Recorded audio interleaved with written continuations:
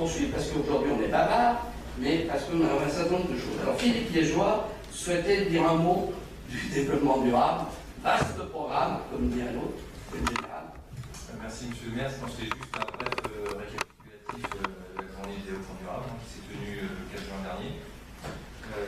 C'est dans le cadre de la semaine européenne du développement durable.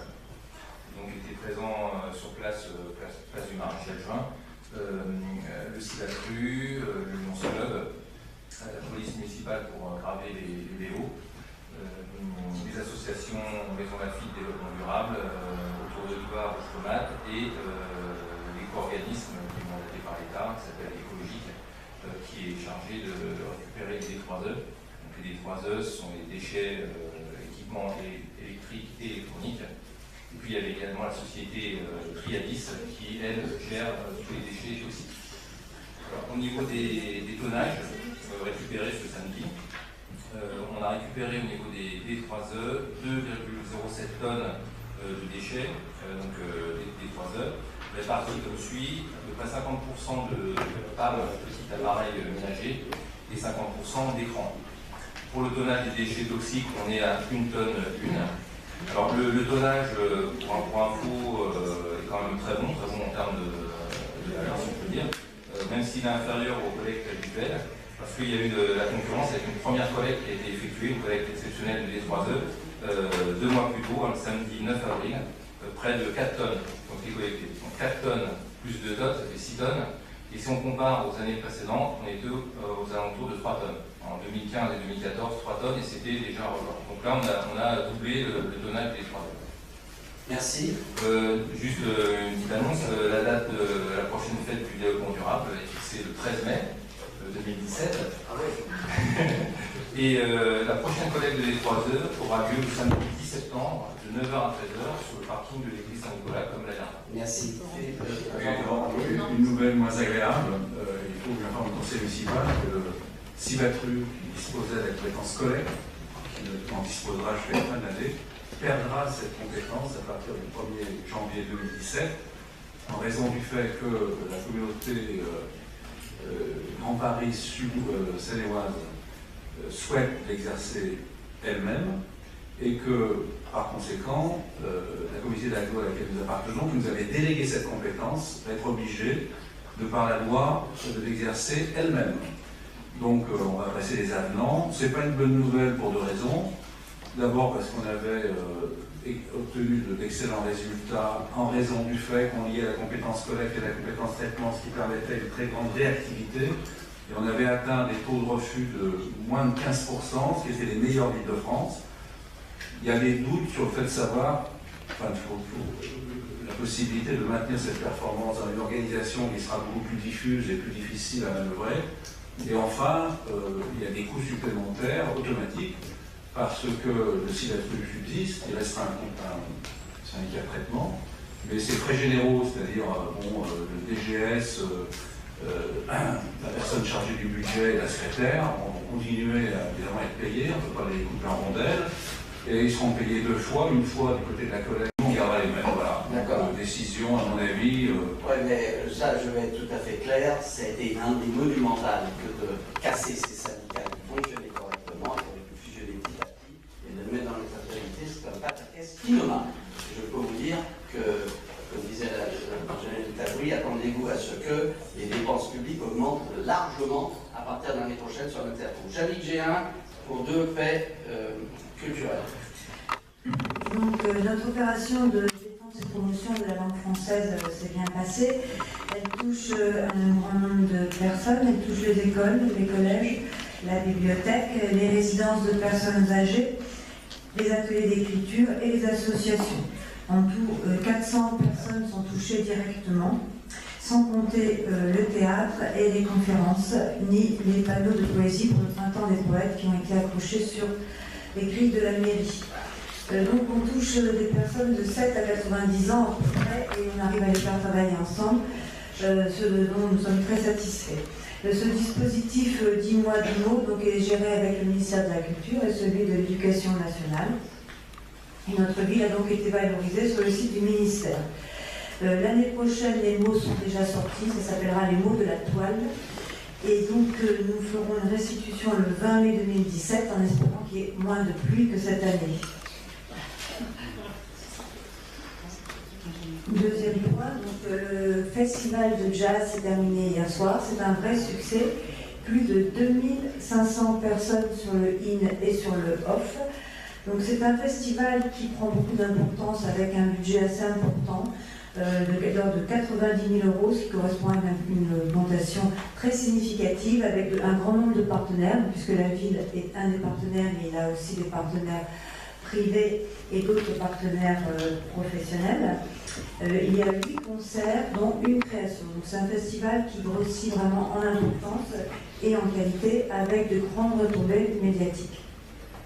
Merci. J'ajoute à ce propos que TSF Jazz a diffusé en direct le soir de l'ouverture. J'ai un faible pour TSF Jazz parce qu'il m'interviewe de temps à autre. Je vous le dis. Voilà.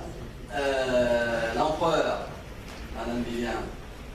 Moi je suis bonapartiste, je ne suis pas Donc la candidature de la ville de Maison-Lafitte à la marque de l'impériale a été adoptée. Donc nous allons recevoir la signature officielle du président Patrick Collier prochainement, la semaine prochaine apparemment. Mais l'acte, voilà, nous sommes officiellement adoptés. Alors je vais vous citer très vite les villes que nous rejoignons. Nous sommes la 13e ville. Donc nous rejoignons Brienne-le-Château, Ajaccio, Rambouillet, Compiègne, Fontainebleau, Biarritz, Aix, Lise, Montreux-sur-Yonne, Montreux-Fouillonne, Autun, Rueil, Saint-Leu-la-Forêt et Saint-Cloud. Donc ce sont des villes fort patrimoine impérial. Nous allons non pas développer d'autres, mais mettre le nôtre en valeur. Et il faut attendre des retombées touristiques et de notoriété importantes. On a un site internet commun, nous y serons dès demain sur leur site, vous avez l'impérial. Le logo a été envoyé aujourd'hui. Et ensuite, c'est à nous d'alimenter ce site pour mettre ce qu'on veut que les gens voient. Je crois que c'est quand même une bonne nouvelle pour la ville. Et il peut y avoir des interférences, notamment aussi au niveau du cheval, puisque la moitié de ces villes possède un hippodrome. À mon avis, ce qui va risquer de faire venir les Américains, les Chinois et autres, c'est de venir contempler un cheveu de l'empereur que nous avons avec le legs maçon. Ça me paraît toujours être un fétiche sûr. Un fétichisme sûr qui fera venir les gens. Alors, je passe maintenant, merci, à Serge Bétu qui va poser sa question. J'ai déjà répondu en partie, mais je compléterai au besoin et je mettrai. Voilà. Vous avez répondu. Bon, vous posiez quand même une question en disant quelle est l'estimation du coût, on en est incapable. À mon avis, pour le camping, il y a eu quelques coûts, etc. Enfin, il n'y a pas eu de casse, vous voyez, je veux dire. Puis il y a eu, non, le seul coût est indirect, c'est des annulations. Il y a quelques arbres qui ont été arrachés, j'ai vu sur les berges. Un saule qui est tombé. Bon, on va l'enlever parce que, voilà. Merci. Alors, Charles n'est pas là, mais il posait une question. Motiver les grandes lignes des raisons d'annulation, je l'ai dit, cette annulation n'aurait peut-être pas été maintenue. Je l'ai dit, c'est pas le cas. Oui, Maïka. Oui, c'est là-dessus, je sais pas bien qui ai posé cette question. Pourquoi est-ce que vous avez annulé la totalité des manifestations? Pourquoi vous n'avez pas gardé les animations qui pouvaient se dérouler dans des enceintes fermées? Pourquoi est-ce qu'on n'a pas déplacé une partie de ce qui se faisait en ville dans une enceinte fermée comme l'île ou le stade? Parce que c'est pas possible. Parce qu'il y a un moment, regardez la réalité en face. Si vous voulez égrener de la guitare, allez-y. Ça, c'est pas interdit. J'ai pas pris d'arrêter. J'ai simplement dit que les opérations qui sont les opérations villes, et mon objectif, il était de faire savoir. C'est-à-dire, ne venez pas à Maison-Lafitte, il n'y a pas de fête de la musique. C'est ça. Alors ça, c'est hors procédure. Alors, du coup, vous mettez les mensonniers en dehors. Mais non, je ne mets rien du tout, madame. Ouvrez les yeux et je vous demanderai, s'il vous plaît, un peu de responsabilité. J'ai vu ce que vous avez dit, notamment sur les 78. Sur cette affaire, j'ai dit non. Maintenant, s'il y a des gens qui veulent chanter dans la rue, ça ne me gêne absolument pas. Voilà. C'est clair, il y a un moment, ouvrez les yeux. Hein, s'il vous plaît. Oui, qu'est-ce que vous voulez dire, madame?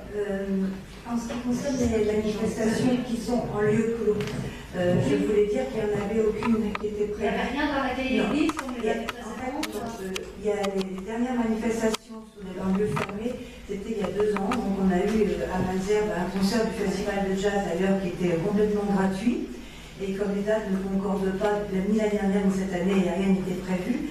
Et l'année dernière, il n'y avait aucune manifestation à l'ancienne église, donc le conservatoire l'avait utilisé pour faire une audition et l'avait laissé ouvert au public.